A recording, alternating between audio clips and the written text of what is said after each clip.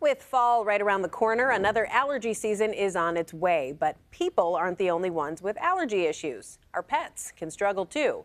Here to talk about it is Jerry Luzynski, the owner of Pet Wants in Chesterfield, which is a pet health and wellness store. Thanks for being here today. Thank you. I'm pleased to be here, and I appreciate the invite. So, I'm a person who suffers from allergies. This isn't something we think about with our pets necessarily as often. So how big of an issue are pet allergies?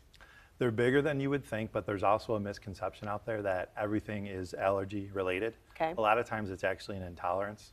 When we're talking about allergies for pets or even ourselves, it's related to the immune system. Okay. For pets specifically, it's measured based on proteins in their skin, their saliva, their urine.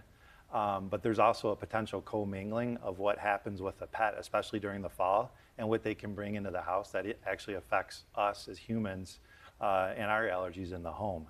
But in terms of for pets, there's also intolerances that can be looked into to determine is it not immunity system related. What are some of the common allergies and intolerances? Yeah, let's start with the allergies. So certainly you're going to see right now in the fall, because there's going to be a shedding of leaves and summer fur is being shed for pets as well. There's an increase in mold spores. Okay. And even dust mites. And because those things are in the air and the breezes and the winds are going to start to pick up, that actually can get embedded in your dog's coat, or even brought in via a dog as a vehicle and carried into a home that also has a cat.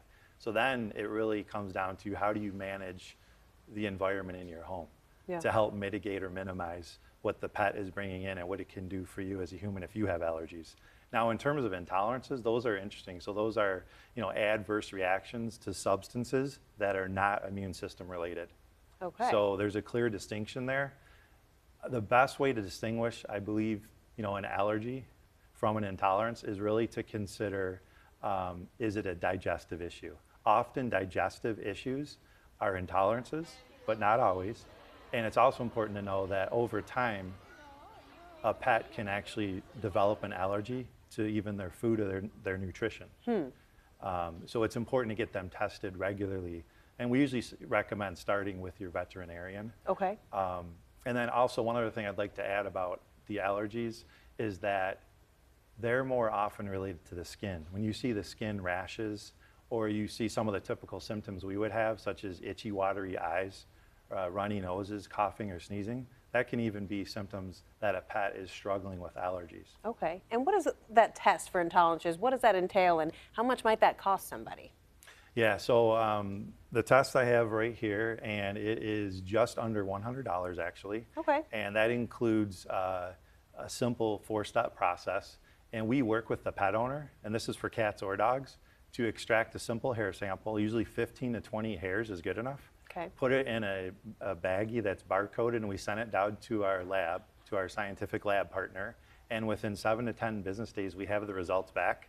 And then I process the results, create a summary, and then sit down either via Zoom, Teams, phone call, and we go through the results. Yeah. And we can help that pet owner chart their roadmap to future health for their pet. Fascinating that you can learn all that just from several hairs. Yeah, it's been amazing. We have some amazing stories and anecdotes that have been skin related, environment related, and even dietarily related too. So things related to digestion, because often the digestion intolerance means something is going on, and the symptom that you usually see in that case is vomiting, diarrhea, runny stool, greasy skin. Yeah. So that's usually when a pet owner comes to us and says, hey, what can you do to help us out? All right. And for those intolerances, when you get those results back, is it typically those environmental things? Is it food that they're eating? I'll be honest with you, every animal, dog and cat, is completely distinct. We certainly see a little bit of overlap. There was a few weeks ago where we had 4 results come back in 2 days. 1 was for a cat and 3 were for dogs. But there was a commonality there, and it was related to certain chemicals and ingredients that are put in some of the big brand foods. Okay. And they were struggling with this. So then we sit down and provide them some alternative options on what to get away from, to try to avoid. All right. Well, we want our pet friends to be healthy and happy and not be struggling. So good to know. And, it's a little bit pricey, but doable for a lot of people. A little bit pricey, but certainly lower than the cost of an allergy test. And constantly going to the vet for sure. Yeah, which is still important. We'd highly recommend that as pet wants. Please, do that. All right, Jerry Luzynski, thanks so much for joining us today. We appreciate it. Thank you. Appreciate your time.